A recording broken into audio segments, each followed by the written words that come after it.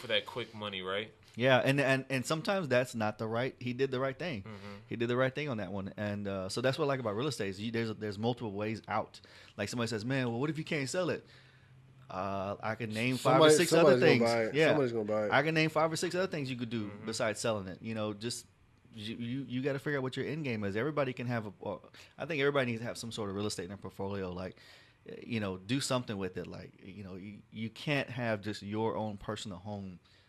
The only thing you're doing, and That brings us like back to like passive income. Yeah. Like, people don't understand how the wealthy get rich, and a lot of it's like people say, well, real estate is going out of style. There's too many people doing it, and you tell them to look around. Look around you. Everything. There's buildings. People own these buildings. Commercial. Exactly. Commercial, real estate. I was reading this, listening to this one podcast. This guy says, you can't buy a house within the Loop or even within the Beltway in Houston for, I think it was $250,000. Like a 322. Everything's 200 on up. You think it was true? Yeah. That's ridiculous. Yeah. I mean, exactly. you can build anything you want. You can go buy a lot down the street over here, build a brand new house on it, and you got instant money. Like, there's instant equity in that. Yeah. No matter what you do, like what floor plan you go with, you build anything, there's instant money in it. So the only thing you got to do is figure out how do I build it? Like, how do I acquire the money to build it? But so there's a lot of things that you can do in real estate. Just depends. Like, there's the whole other conversation is wholesaling. I think it's a hustle game. It's hard. Man, it's real hard. Mario's dipped his hand in it, Yeah. and to me, it's hard for. I wouldn't want to do it personally. It makes money, and you can make a bunch of money doing it, but you're working your butt off. 24/7. Do you have do either one of y'all guys, do y'all have mentors or people y'all look up to, or? I mean, there's a couple guys. Like, I listen to all the real estate guys in Houston. Yeah. Like, there's a couple of them who have really good ideas. Like, there's some groups that have been around forever, but in my opinion, I feel like in some of their strategies, you may run out of money. And so you don't ever want to run out of money in real estate. You want to keep doing it. Now, if you got $100,000 sitting around, you want to buy 4 or 5 houses, that's easy done. Yeah.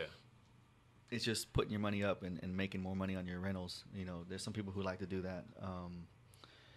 Again, I'm just a student of the game. I'm not a pro. There's guys who analyze numbers all day long, and they can tell you, how many houses are sold in Houston, how many houses are this, how many houses are that, and you can get into all that, but just everybody has a different strategy. Like, I don't know what I don't even know what Mario's doing these days.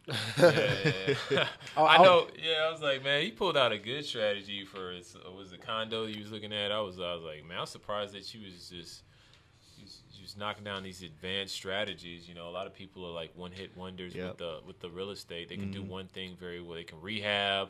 They can find a deal, rehab it, and that's it. Move on to the next one. But like you said, sometimes that requires a lot of money, and then. I mean, you know what people are doing now that I learned? They're like buying they're buying a property like it's like ran down completely, and what they'll do is they'll put a owner finance sign in front of the property, and they'll be like, so they'll call, right, and they'll be like, hey, look, you don't have to put no money down. We're not gonna run your credit. You rehab the property, and then that's your equity. Yeah, and then based on how good you do on the property, that's how much your monthly payment is going to be. So as soon as they default, that person literally has a brand new house that they renovate, and of course they're going to take care of it because they did it. Yeah. But of course we're not hoping anybody defaults. You know what I'm saying? If you don't pay your bills, you can't keep the house. Hey, let me tell you real quick. But based on what you said, I was out somewhere East West Texas somewhere. And I was on a job, and there's this guy. I mean, wealthy guy. I mean, millionaire probably. And so we were talking a little bit more money than you did. Yeah, just a little bit. And so we were talking. He was an older guy, and he was telling me about his real. I said, "How did you get to this point?" And he's like, "Well, talking about like the wealthy and passive income versus a job. His parents passed down a furniture company to him. So the furniture company's been around forever. So that's I call that their cash cow. That's their moneymaker, right? And then they take excess money that spends off, because there's XYZ amount of money that we all need to live on, and then after that, what do you do with it? Most people splurge. They go buy some cars and shoes and clothes, whatever. But he was telling me that he buys houses cash, and then renovates them and owner finances them, all of them. That's his strategy. Owner finances all of them, and he said he had like 50 something houses that he owns, and they're all owner finance, right? He's like, whatever the rates are, 8%, 12%, 40%, because they're high risk usually. Absolutely. And he was like, how many houses do you think? He's like, I've been doing this 30, 40 years. How many houses do you think they paid off? That have been paid off? Mm-hmm. And I was like, I don't know, half of them. He's like, not one. Are you serious? So that guy's rolling money over, because nobody's actually ever bought the house. And the cool thing about it is that when the water heater breaks, they gotta fix it. They gotta fix it. That's their house. That's what I was talking about. Creative finance over. That's exactly what I was talking about. And of course, you're not hoping somebody can't pay you, and but in case it does, you're not hoping that, because like with the new, I think Dodd-Frank, you're not supposed to loan people, give loans to people they can't pay it, but of course you qualify them. That's how you get around that. You qualify them. They've been making the payments to have an apartment. They can make the same payments towards you. You know what I'm saying? But think about this. I think things just happen. How many guys like personally, have ever paid off their house that they're getting a loan from the bank from? Not sold, paid it off. My grandma had. Yeah, my mom. That's what that was like her retirement plan, because she's not the greatest with money. So we were like, hey, just pay off the house. Yeah. And then you got whatever coming in, and then we'll work on something else a little bit later. But yeah, you're right. Most people. Yeah, other than our grandmas and older retired moms. Exactly. Who pays off their house? Exactly. Nobody. Not in America. So it makes sense. Exactly. It makes sense. Even us as Americans, coming in here with decent credit and a down payment, we don't even pay our houses off. We sell them and go try to buy something else. So the same situation for the other guy in the owner financing. If they sell them, then they pay him his debt out, right? Or they default, or they walk. Some people walk away from the house. A lot of people walk away. They just walk away. Situation changes. Yeah. So job change. Exactly. And so it's not. It's just a market in America, and somebody's figured out a way how to make money doing it. Exactly. So there's a million ways to skin a cat in real estate. Absolutely. Well, how are we looking on time? We got like another 50 minutes. 56-minute mark. Are we gonna? Where we at, the hour mark? Yeah, we're at 56 minutes. Yeah, we're at 50. Okay. It's up. You can keep going. We could keep on talking. And then it's really about us, up to y'all. Yeah. I don't care. I was trying to keep in that what you were talking about, that 59 minute. I don't listen to. Yeah, he could edit it, stuff like that. Yeah, change it up. We could break it in 2 segments. Oh, okay. Or you could do that too. You could make two different podcasts. Okay, this is your whole different. Okay, I got you. So, all right, man. If you look at it, another thing that I think real estate is so much superior to like stocks and stuff is because you're talking about getting dividends from stocks. A lot of stocks don't even give you dividends. They only they grow in value, but most people don't spend down their stocks. They just keep them in their portfolios. Where real estate grows in value, and you get your dividends as your rent, right? That's right. So, yeah, to me it's just superior, and it took me a while to even figure this stuff out. But I think like you do the podcast, I do podcasts. I learn from people that are smarter than me. Never have an ego. I've done phenomenal in different areas of my life, but this is not one of the areas that I've done great in. So that's so you got to get your game up. You got to start hanging around Mario a little more and start buying. What's funny though? He's the one that told me about real estate. Really? He told me that I'm that guy. Hey, I know everything about real estate, but I haven't bought no real estate. He told me about real estate. Yeah, he did. Oh man. What was I gonna say? I lost my thought. Anyway, like for the people that are listening, I think that you got to kind of buyer beware about who you pay as a mentor in real estate. Exactly. Because, I always ask myself this. As somebody who dabbles in real estate, I'm not nowhere near full time. I just got the urge again because I rehabbed a house for a friend of mine that got flooded in Harvey, and so she wanted me to rehab it. I didn't charge her anything. I just gave her invoices. This is what it cost. but it kind of got my love back for rehabbing something. Got your blood pumping. Yeah. I was like, man, it's like I'm ready to go buy 5 of these, you know. Yeah. So, but you know, I always ask myself, like, if I was in real estate full time, this is my full time gig, and this is what I did. Why would I want to teach somebody the same thing and get paid? Like, I'd be wanting to get paid. And like, then they where would you find the time? Like, what? My question is what's the strategy? Are you trying to offset costs for marketing? You know, because when you're in real estate and you're full time, you're spending $8,000, $9,000, $10,000 in marketing. If you're trying to find wholesale deals, like you run around trying to do your own marketing. So imagine you have to pay somebody to do that. Yeah. So like, what are they doing? Are they offsetting costs? Are they just love teaching people that much? It's like they set up whole offices and have people coming in the door trying to learn real estate, or are you capitalizing on what I call the people have a desire to. They love the idea. Yeah. They love the idea of being an entrepreneur. They love the idea of real estate, so they want to pay to learn. Yeah. And so, like, what are they making money that way or what? My first. Are the gurus making money? Yeah, like the ones that teach real estate. Are they? I think some people like as mentors. You know what? I'm gonna say that a lot of these courses are rip-off courses, and they can teach you something that you've seen off of YouTube. Because most of the information I get that I'm even discussing is off of YouTube. I think there's some legitimate people out there that really want to pass on knowledge. If you ask me, like, certain things that I've learned, I really want to pass on knowledge. Even though I might not make money off of something, I still would, I would still do it just because it's like, I have a little ego. I want to pass a little something, I want... when I die, I want people to know who the hell I was. You know what I'm saying? That's true. Yeah. I guess that's an aspect I'm not thinking about.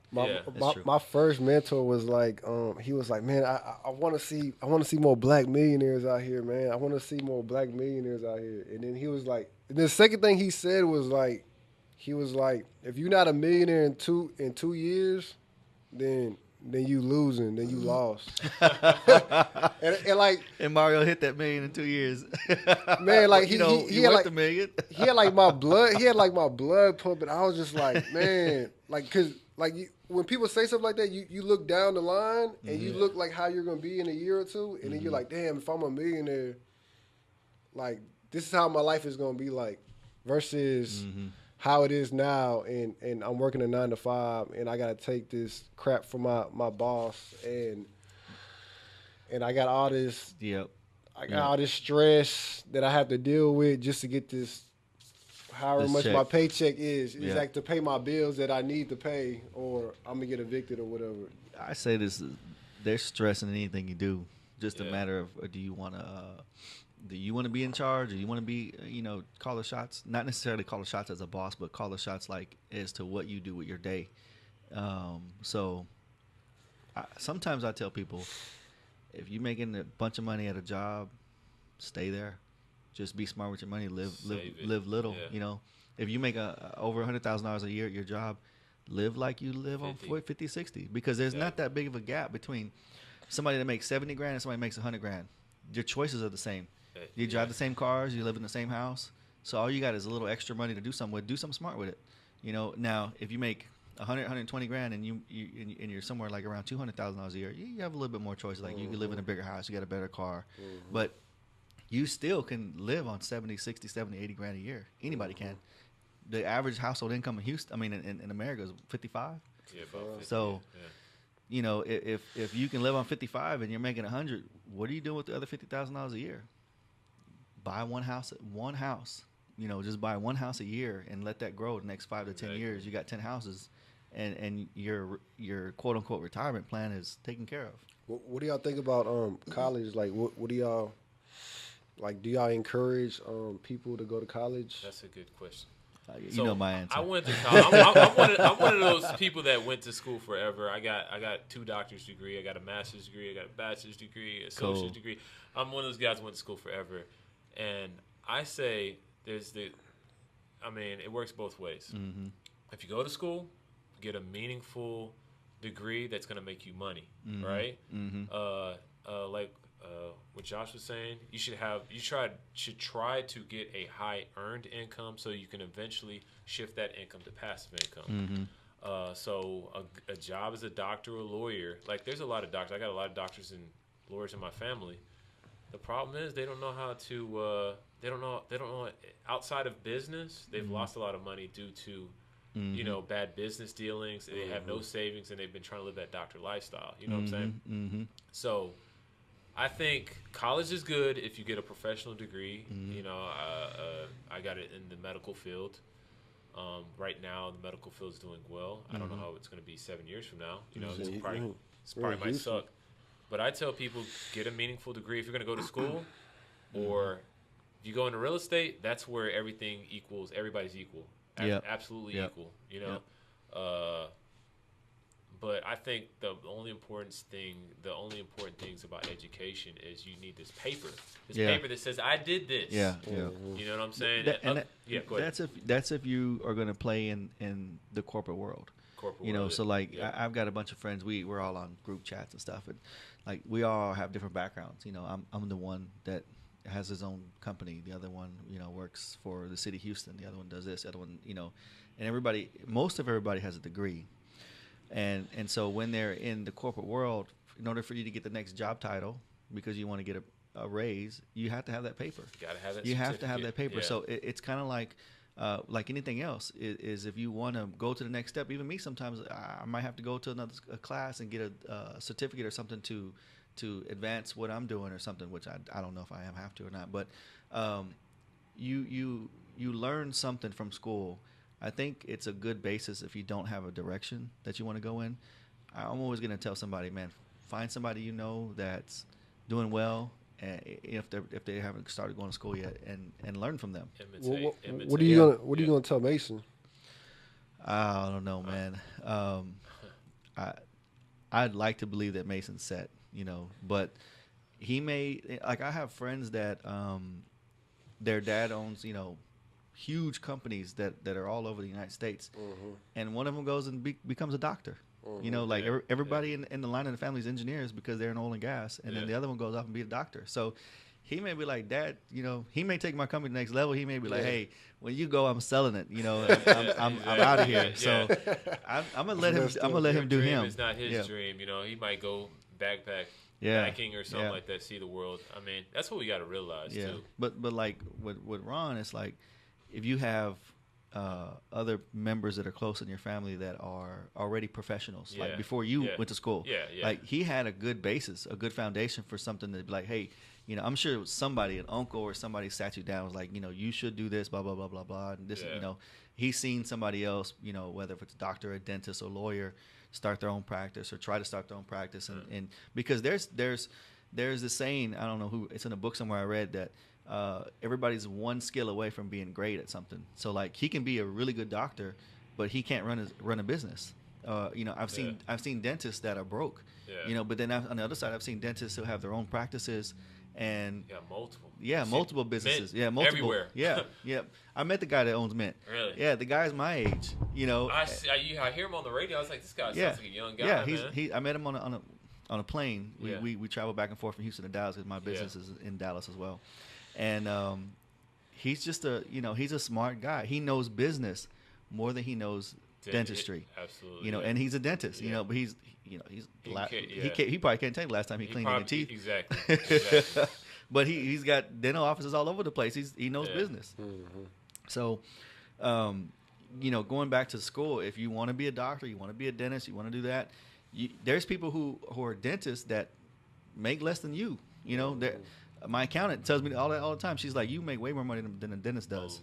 I've seen the same thing with lawyers now. You could be broke lawyers. A lot of people are going to school for law, and it's saturated here in Houston because we got like how many law schools here, and a lot of them have to chase ambulance and stuff. So everything is a grind though. Like I don't know if y'all watch Better Call Saul. Like he's constantly grinding and constantly trying to get more clientele. He's trying to get commercials. He's trying to I think people just think that if like say your friends that they watch you do it and they're like, oh well, Josh just started his pest control and then it started popping out of nowhere because he just like they didn't see like the everyday struggle. They don't see the grind. Yeah, they don't see like you having to buy company cars, you had to get workers, and you had to be away from your wife and your kids for a long time. Like they Mm-hmm. don't see those problems. They just Mm-hmm. see how you spend your weekend, or when you went to the Rockets game, or when you went to the Texans game.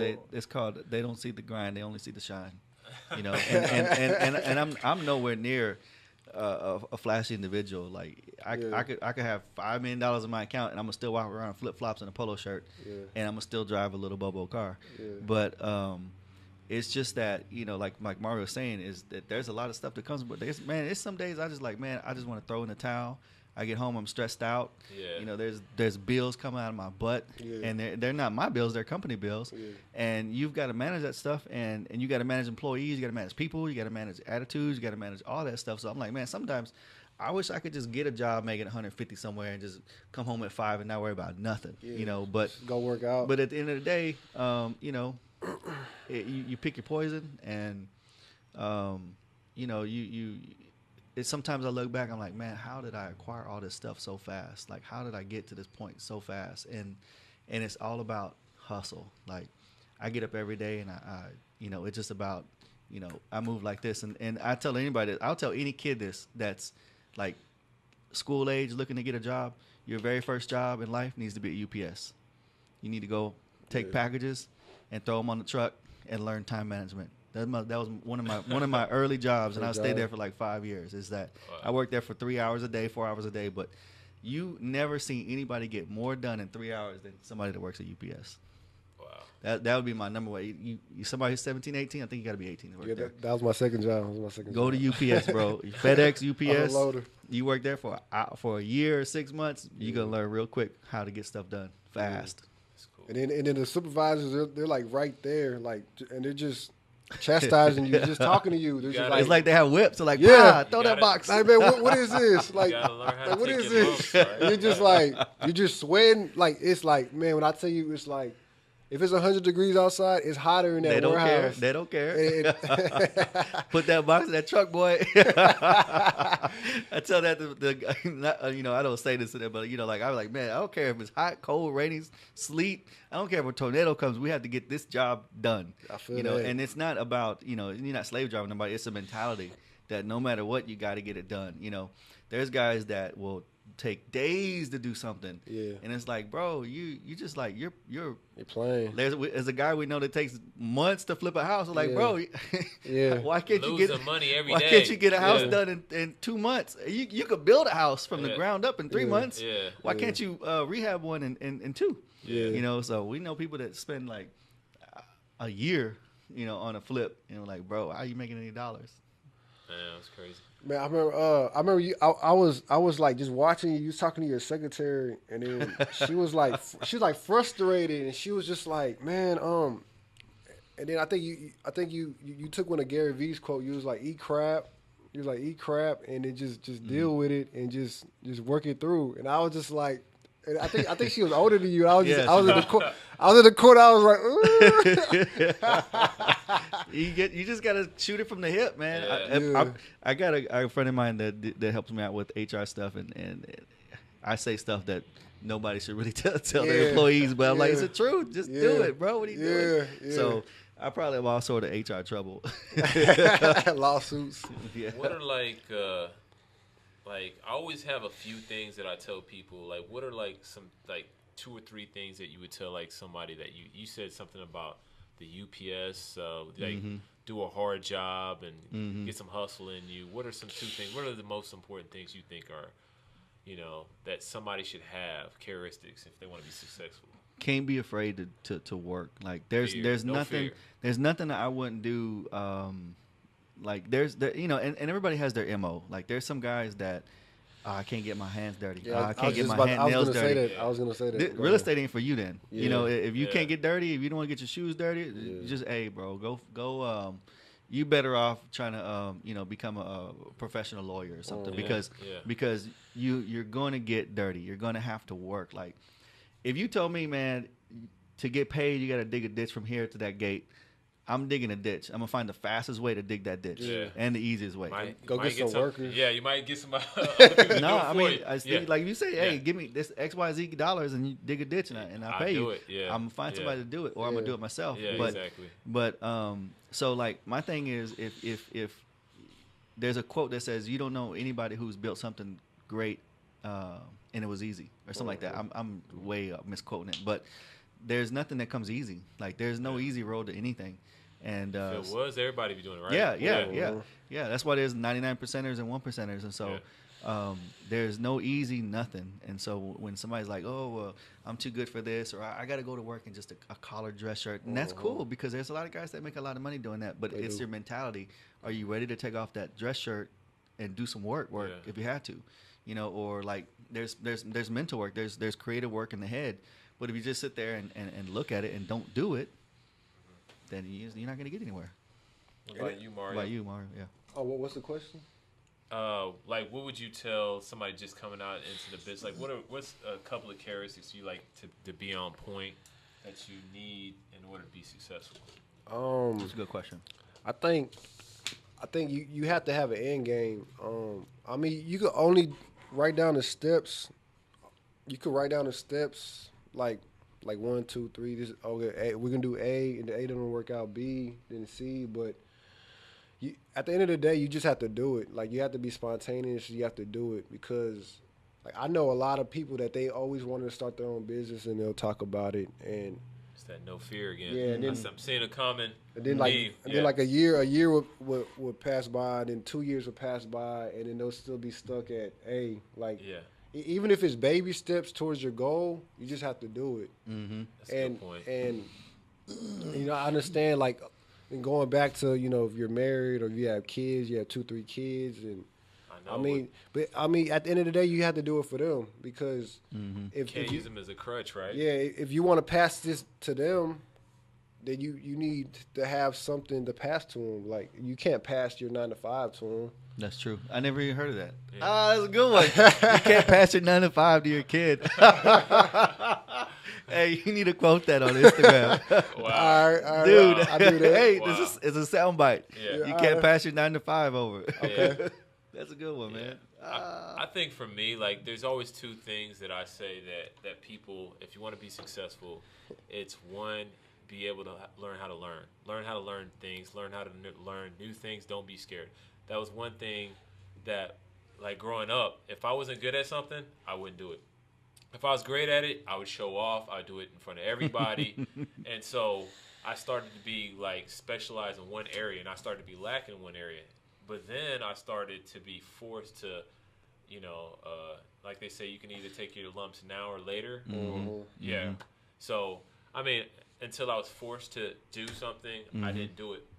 Now that I have actually, got the confidence that, hey, things aren't so as tough as they make. There's a process to learning. Mm-hmm. I understand there's a process. I might be a little bit slower. I might be a little bit faster, but I know once I get to the end, I'll either be as good or better than the person at it. That's a good mentality to have. So it's like a lot of people don't understand. It's just a process. They, they're scared and they don't understand that.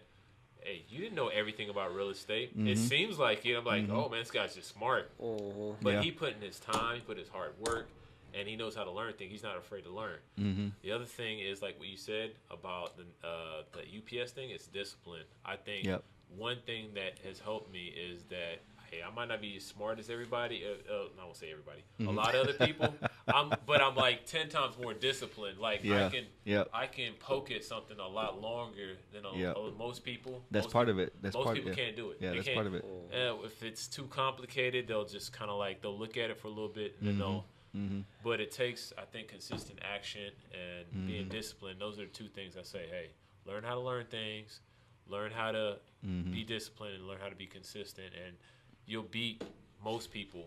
Just off the back with that. Yeah. Yep.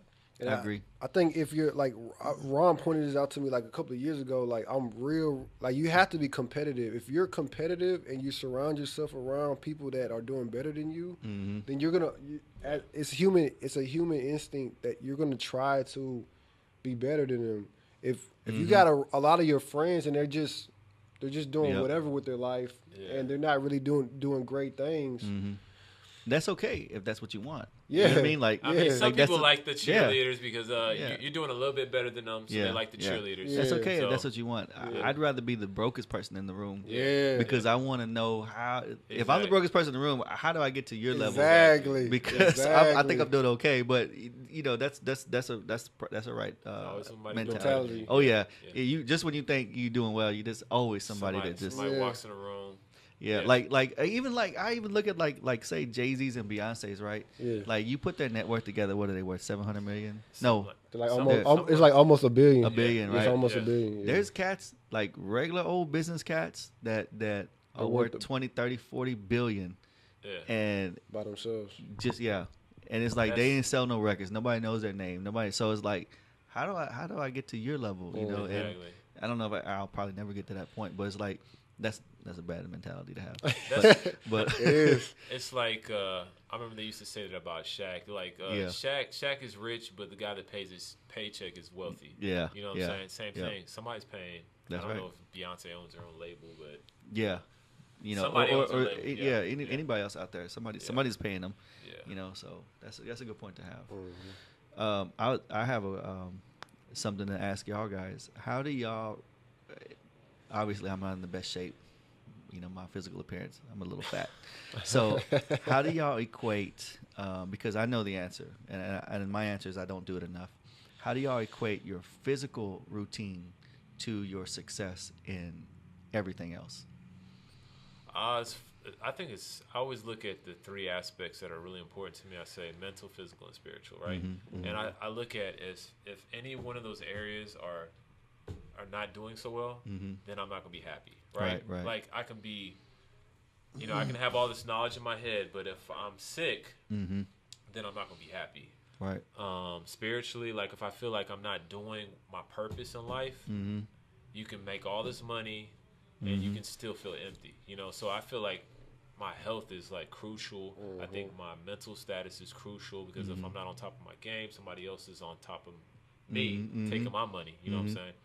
So that's how I kind of look at it. That's why I always I always try to stay healthy. I'm always working out. I mean, I don't have kids yet. I would like to. Yeah. So that's another thing. My clock. So I gotta keep myself in relatively great single shape. Ladies need a well, single. I'm on the market. I'm on the black market. So. You gotta give out his IG. Yeah. So you can find him a single lady. What about you, Mario? I was speaking to Ron about this as well, like a couple of years ago. Like I would always get these like Yahoo feeds, like they'll just inbox me like the top 10 richest people do this, and like one of the top 5 things that they do is they work out because their health is a big plus. Like they have to be healthy. Like it like insurances. They encourage you to work out because it's lower on the premium or it's lower for the insurance. So like your health has to, and then with me personally, like my mind frame, like if I get that runner's high, like I feel good about myself. And like if I talk to somebody, if I try to buy somebody's house, like I'll be in a good state of mind, like, and I'll feel good about myself. So I'll be happy versus like, I didn't work out today, so I'm feeling down or depressed, or I'm just not like where I need to be at mentally because I didn't get that runner's high for the day. Yeah, I see a direct correlation. Yeah, a direct measurement of when I again, I don't do it. I get in spurts. Like I can't. For some reason, I just can't. I got to make it a daily habit. Like there's people who I follow online. They run every day, no matter what. They're traveling. They'll run in the airport. But like when you get up in the morning and you run or do something, some sort of exercise, the whole day is a fire. Yeah. I mean, the entire day that you're doing something. So when I do it, like if I get up at 5:30 or 6 and I run before people come into work and stuff like that, like my whole day is 110% more productive. I'm just like hitting on all 8 cylinders. If I don't, like right now I'm in a slump. I ain't ran in 2 months, and that's too long for me. Then I go to the point where I'm running every day for 6 months, and I do great. And then it almost directly equals dollars in a sense. Like I just start making. I'm feeling good. 8 a.m. I'm making phone calls. I'm closing deals. I'm da da da da. When I don't do that, I'm like, man, if I could just sleep another hour. You lagging. If I could just do, just give me 30 more minutes of sleep. Yeah. So I try not to mentally, and I do it by my weight. Like when I hit a certain number, in my physical weight, I'm like, all right, go back to what I'm doing. I just got to make it a habit, like to where I do it no matter what. And so I think I tell people the same thing. They have this thing called a miracle morning, where you get up, you exercise, you have mental meditation, and it's like a whole group of people that have a Facebook page called the Miracle Morning. Like I'm not gonna delve that deep into being part of the group, but it works. Wow. I think The Rock said I think he wakes up at 3 a.m. 4:30. 4:30. Yeah. He works out before he goes to his shoot. Every morning he works out. I mean, that's what he does. The way he looks. Yeah. That's how he makes money. That's how he makes his money. If The Rock was skinny, would you like go see his action-packed movies? No. But I think it's another form of a mentality. It's a mental set that if you can accomplish that, I think you can do anything.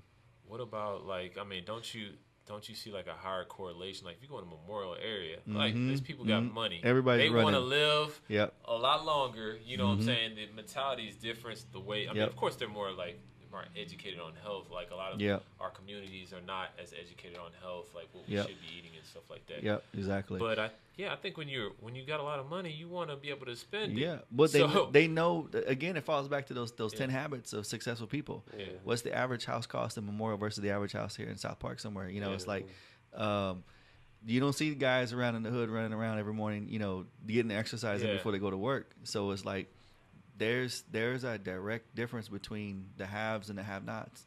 And so as a conscious person, I want to be a have. And so I'm going to do the things that a have does. It's like anything else. If I want to be really, really good at basketball, I'm going to go out to the gym and I'm going to practice just like Kobe and all the greats do, because that's what I want to do. If that's what I'm doing, if I'm that tall and I'm that stature, and like, hey, I can make it in the NBA.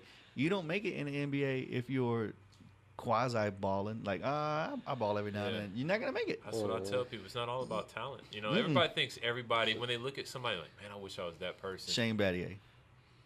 Curry. Shane Battier. What? He's not the most physical person in the league. He's not the fastest. He don't have the best shot. Yeah. But he has a really good career because he's a good defender and he's a student of the game. Absolutely. He knows the game in and out. So I think anybody that has any physical ability, if they set their mind to it, they can get in. They can do whatever they want to do. You're looking at Steph Curry singly, handily.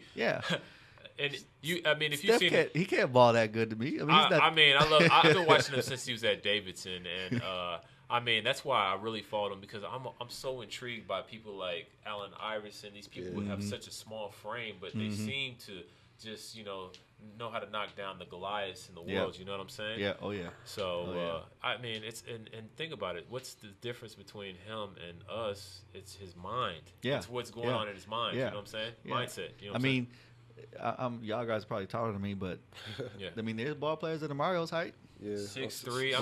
What's the difference? Steph Curry, you got the same body. What's the difference? What's the difference between Mario and Steph? Mindset is what they apply their mind to. He conditioned himself to. Steph ain't flipping houses though. No. He make commercials. But going back to real estate, a friend of mine is redoing his house, and he joined one of those little groups. So you just gotta, so he did join? I think so, yeah. So okay. I'm not gonna call the name of the group out, but you kind of sit back, you watch, you learn, you observe, and there's a lot of good things that come from it, but you have to pick and choose your knowledge. Like, when you join a group, they give you these groups of contractors that they recommend. That don't mean that contractor's good. No. That don't mean that they know what they're doing. That they're just. I personally think that they pay to be on a preferred list. No, they do. They have to, do. And so it's like, if I wanted to do that, like if I say, hey, I'm gonna just get into this business, I'm gonna go pay everybody who's to be on the preferred list, whether I know what I'm doing or not. So you just gotta watch where you spend your time at in real estate, where you where you give your dollars to exactly. I mean, specifically like who you pay your money to. Mario might jump into the teaching game after a while. I kind of I would rather be like a motivational speaker because I like Eric Thomas, like Gary Vee, but as far as like having like a audience and I'm just telling them how to do real estate, I think I would be just too nervous. And they'll be asking me That's questions. an excuse, bro. Right, That's ask you an a question excuse. you don't know. Be like, let me Google this. Give me your back turn. You trying to Google it. I go to a lot of them like well, I don't want to say all the names, but Rich Dad Poor Dad. Yeah. I mean, Dan Merrill. Yeah. But so when you leave there, I mean, cut you off. When you leave there, did you learn something? Man, I've been to the only thing that I've learned that I never heard before was the wraparound loan. Was the loan that is basically like a substitute. They'll like owner finance somebody else's house and then take $20,000 from somebody else and probably and then that person will pay them to get out of their contract and then so they get money these two ways from the original owner and then the person that's about to own the finance, and they haven't used any of their money. They haven't touched nothing, and they just walk away with like $30,000 in their pocket. Like, so I call those gems. Like you could keep going. You don't have to pay to go to their school and learn more stuff because you already have a good basis, a foundation of knowledge when it comes to real estate. So you learn these gems. Now you know about wraparound loans. My advice is for you, if you really want to learn more about them, go online, go to YouTube and learn about wraparound loans and learn everything you can about it. Go to another class, one of the freebies, pick up another gem and be like, bam, you learn something else, you do your research and you know it, and then you know about this thing and that thing and that thing. Before you know it, you have a little bit of knowledge about all this stuff when it comes to real estate, and it sticks with you. So when a property comes up or something, a deal that you have to figure out or get creative with, what I call it, you get creative with it. Like, man, what am I going to do? Like, I can't sell it. It's not appraising how I want it to appraise. You heard this little bit of information somewhere, and you apply it. You're like, hey, man, I heard about this type of whatever it is you're talking about, and you apply it to your deal.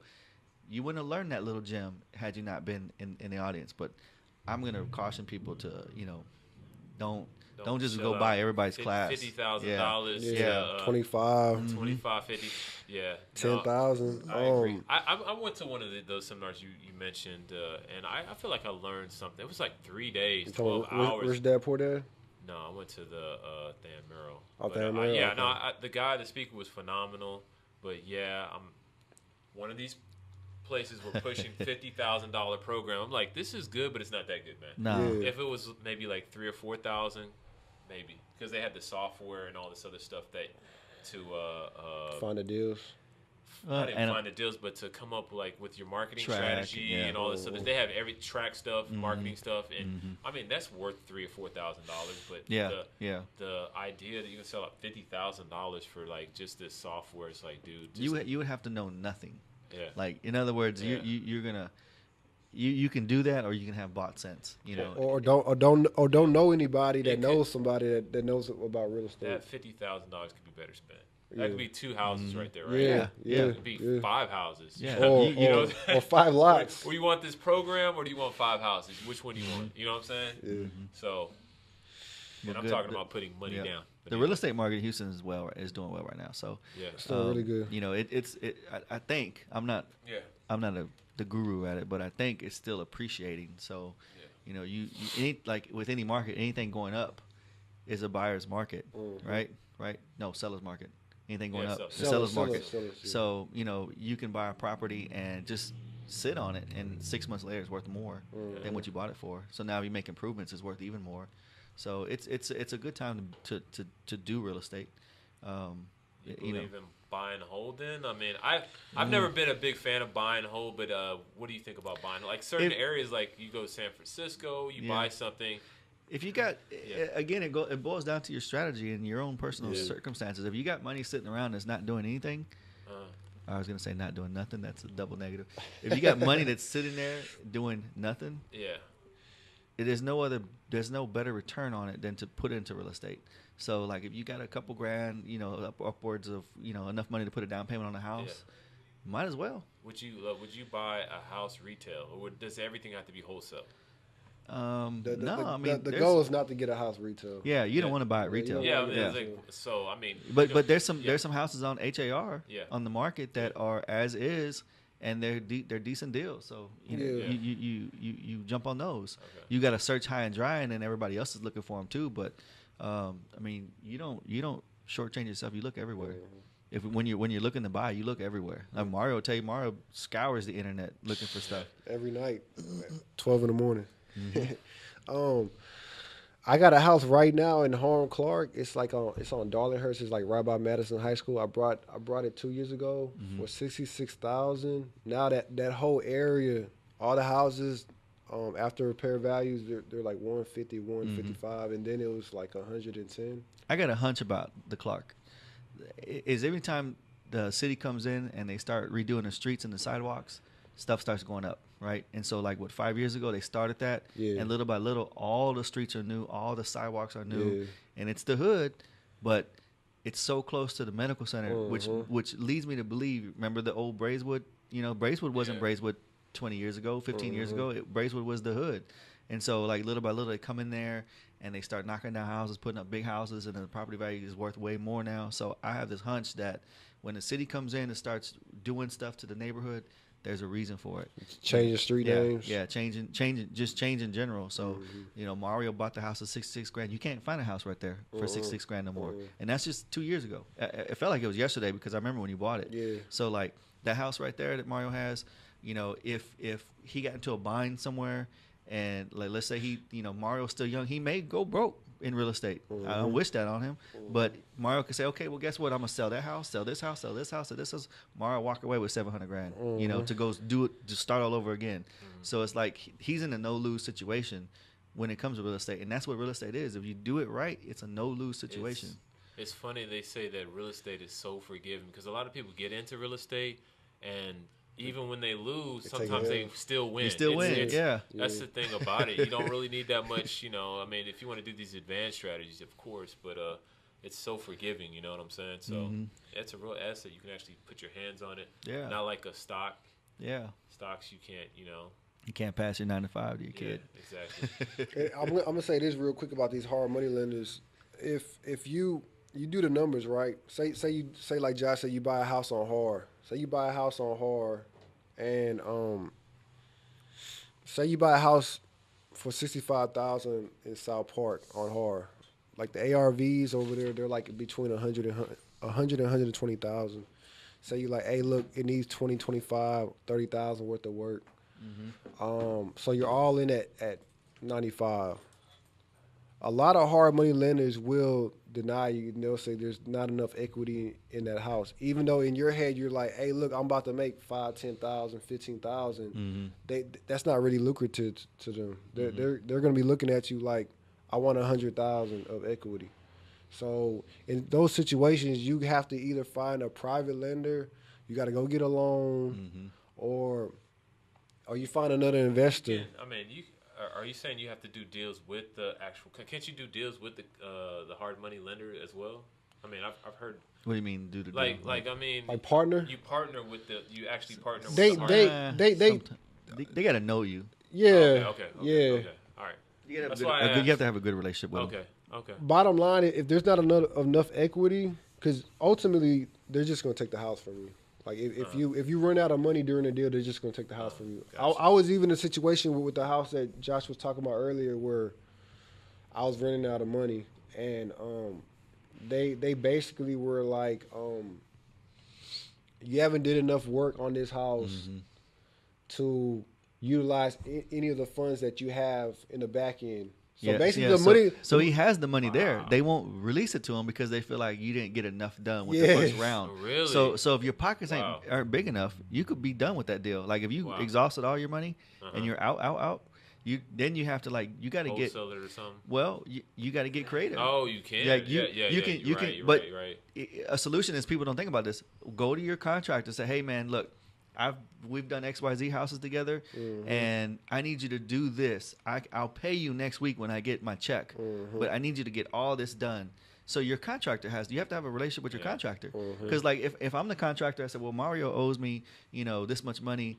I'm going to go ahead and do all this work and put it on. You can't pay people every day. Mm-hmm. So look, just do all the work, and I'm going to give you a check. I'll even post-date the check to you. Mm-hmm.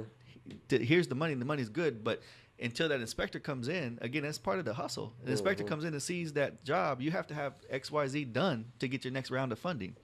So that's why I think I told you that. I said, go tell your contractor to put the floor down, and you'll pay him next week. And Mario's like, I didn't think about that. He's like, you're right. I said, go tell your contractor, put the floor in, bro.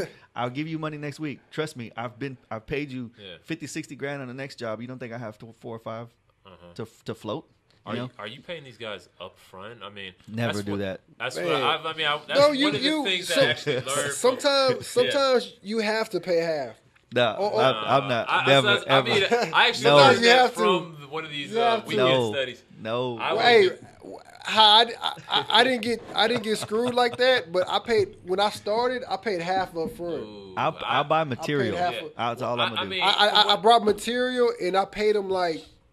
I think it's because you're dealing with a small time contractor, and he probably didn't have. I don't know, but like I did go to weekend seminar, and they were saying, you do 25% of the job, I'll give you 25% of the money. You do another 25%, and you do it in stages. There's a lot of contractors out here that have gotten screwed, so they don't trust anybody. I mean, they can put a lien on the house, though, right? Can't they can, but they're not going to go to the. Some of them are illegally. Illegal. So how are they going to do that? I mean, if you want a good deal, but I think there's also a risk that it might be beer money. You know what I'm saying? I don't know, man. You just gotta You got to go with your gut. That's one thing that my wife's mom got done in like that. She I think he did half of the work, and then he was like, okay, well, I need another like 3,000. Everybody gets done that way at some point, That's why I said is you do it in stages, then it's like, and make the most work at the end where they need that last check. I'm gonna say this: if you're a woman, and I don't want to be sexist at all, if you're a woman, I always recommend you either have your boyfriend as a front man, or you have a manager as a front man, because man, these guys look at these women they think they don't know anything, and like a meal ticket, and a lot of times the women can know what they're talking about, but they're still discredited. That's just that's that's the world we live in. But they're either a boss woman, they know what they're doing, or you need to go get somebody I know my mom's always calling me, hey, she wants even the little stuff. The plumber's here. Can you come over? Yeah, exactly. She's always calling me. I'm like, oh man, but you're right. You're absolutely right. That's crazy, man. Can we wrap it up? Yeah. Yeah, I mean, that's cool. You got anything on this sheet? Let's plug yourself in, like all your all my what? How are we gonna reach you, man? If somebody wants everything. Hey, you call my secretary 713-344-1984. But tell them about the mosquito business. Tell them about all that. So I own a company called Texas Mosquito Systems. We install automated mosquito control systems in people's homes all across Texas. And so, I mean, it's the only way to get rid of the mosquitoes. If you have a backyard pool scenario, TVs, outdoor living is a big thing, all around, everywhere, really. So, like in my backyard, I have a TV outside, couches. It's like an extension of the house. Yeah. So there's no bugs with a misting system, and that's what we do. So it's TexanMosquitoSystems.com. Okay, great. Oh, you don't want to do your Instagram and none of that? It's all TexanMosquitoSystems.com. Texan Mosquito Systems at Instagram. This really all I use is Instagram, Facebook, Texas Mosquito Systems on Facebook. Oh, I mean, right now I'm setting all that up right now. I'm thinking about. Well, what are you working on, Ron? I don't even know. I mean, no, okay. What do you do? Right now, I just met Ron. I have a staffing company, physical therapy staffing company, occupational therapy. Cool. I can be located at VitaTherapyStaffing.com.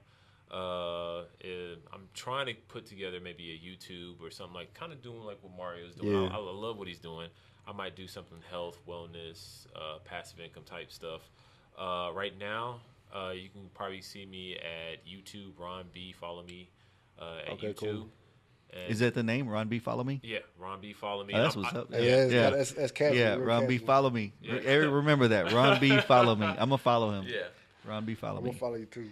And Mario, when's the next one?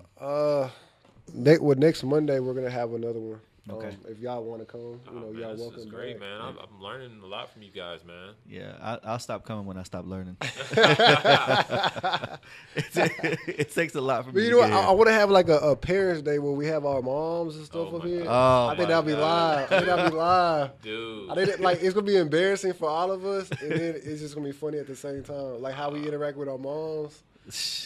That'd be pretty cool. Man. That's pretty crazy. That should be down the road, man. Yeah. Wade. Yeah. So I see 2 extra mics, so that's probably both of y'all's moms, right? Nah. Right. So Nah. I'm here all my dirt, man. Well, cool. All right, man. It was great. Yeah. And then probably like a wives and girlfriend day as well. That'd be cool too. We gotta get Ron a girlfriend first. Man, One of them. Oh man, don't say that. Don't say that, bro. One of them. I'm working on it. I'm working on it right now. He's got 4 phones over there. I'm working on it right now. Oh man. Phone for every girlfriend. Well, cool, man. We look forward to it. All right, cool. Yeah. Cool. Y'all want to cut it? Yeah. All right, cool. Man. All right, man. All right. All right, bro.